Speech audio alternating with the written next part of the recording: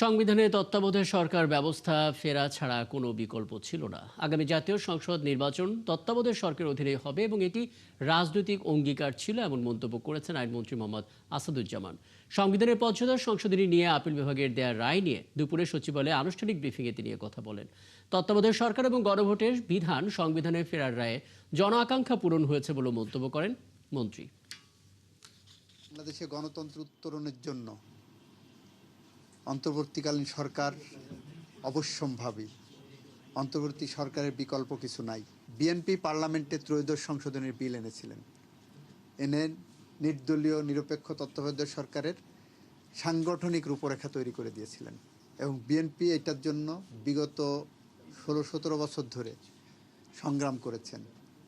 বেগম খালেদা জিয়ার নেতৃত্বে দেশ বাঁচাও মানুষ বাঁচাও যে স্লোগান দিয়ে আমরা নিরন্তর সংগ্রামের পথে হেঁটেছিলাম, সেই পথে হাঁটার মুখ্য লক্ষ্য ছিল যে আমার ভোট আমি দেব, যাকে খুশি তাকে দেব, এবং সেই প্রক্রিয়ায় ফেরার জন্য তত্ত্বাবধায়ক সরকারের বিকল্প কোনো পথ ছিল না।